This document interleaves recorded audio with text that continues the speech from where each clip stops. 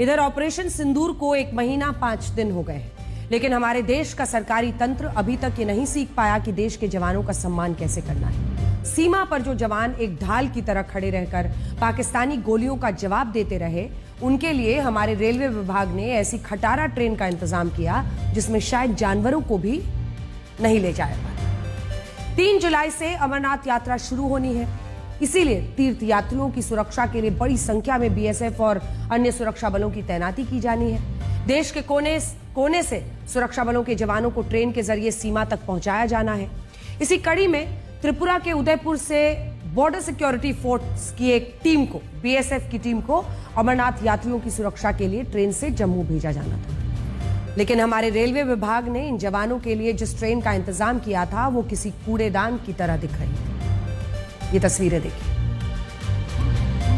ऐसी सीटें जिन पर गद्दियां भी नहीं लगी।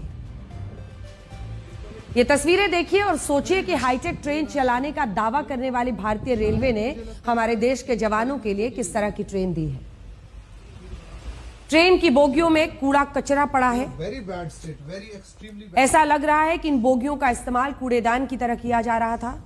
इन बोगियों को जो छत है उनकी, उसमें बड़े बड़े छेद हैं, आप आवाजें भी सुन रहे हैं। कई जगहों पर छत ज्यादा टूटी हुई है, उसको कूड़े कचरे वाले पॉलिथीन से भरा गया है। ट्रेन की खिड़कियां टूटी हुई हैं, दरवाजों के हाल भी खराब है, दरवाजे कभी भी गिरने की स्थिति में दिखाई दे रहे हैं। बहुत बुरा हाल है, इन पर कोई नहीं बैठ सकता, ऐसी स्थिति साफ दिख रही है। ये देखिए आप हालत। टॉयलेट्स का हाल तो आपको क्या ही बताएं, पाइप टूटे हुए, पूरा केबिन गंदा, छत टूटी हुई, सीटें उड़ी हुई, मतलब आप कल्पना नहीं कर सकते। गद्दियां लगी ही नहीं है इन सीटों पर। कागजों में भारतीय रेलवे ने बीएसएफ के जवानों के लिए 5 एसी कोच, 16 स्लीपर कोच और 4 जनरल डिब्बे मुहैया करवाए। हमने जो तस्वीरें आपको दिखाई हैं उसे देखकर क्या आपको लगता है कि जो कागजों में था वही धरातल पर मौजूद था? ये तस्वीरें देखने के बाद रेलवे के अधिकारियों को शर्म आनी चाहिए।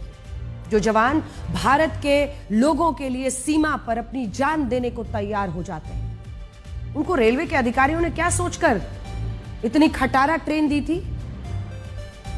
क्या वंदे भारत जैसी ट्रेन चलाने वाली भारतीय रेलवे ने सुरक्षा बलों के लिए खास तौर से इस तरह की जर्जर ट्रेनें रखी हुई हैं? क्या रेलवे के ये अधिकारी जवानों को इंसान नहीं समझते?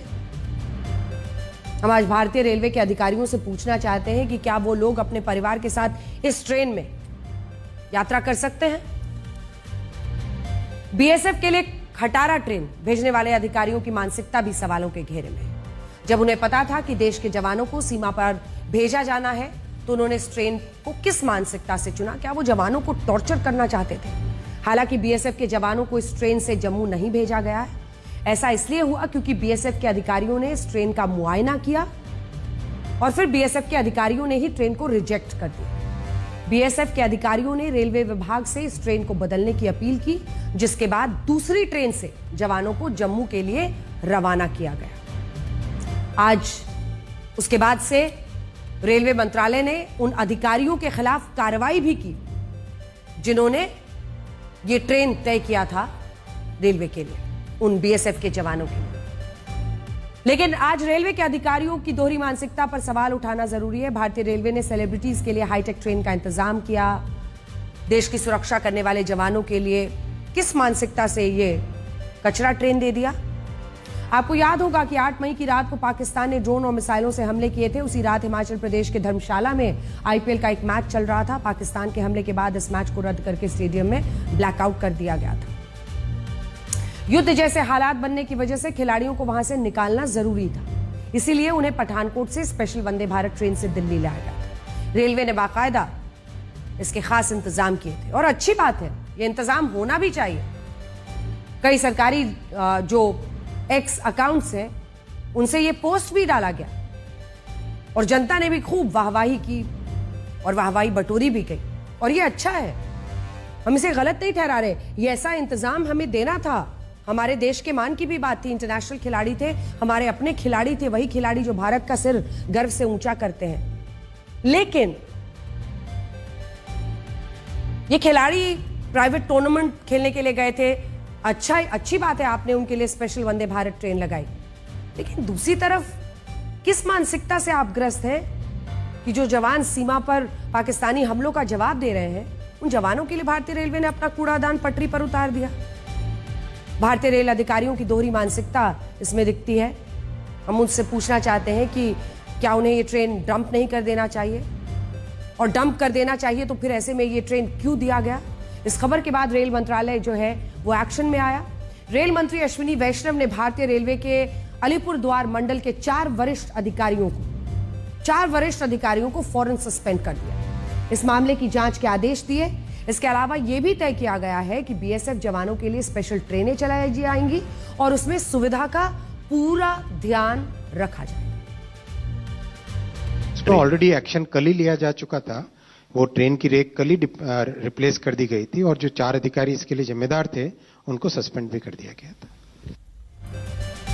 आज हम देश के रेल मंत्री अश्विनी वैष्णव से भी कुछ कहना चाहते हैं। माननीय रेल मंत्री जी, ये बहुत अच्छी बात है कि हम भारतीय रेल के विकास पर ध्यान दे रहे हैं। देश की ट्रेनों को आधुनिक बनाया जा रहा है। आप हमें भारतीय रेल की नई नई उपलब्धियों की जानकारी भी समय समय पर अपने सरकारी और सोशल मीडिया माध्यमों से देते हैं। लेकिन आज हम ये भी पूछना चाहते हैं कि हमारे देश के जवानों को जर्जर ट्रेन क्यों दी गई।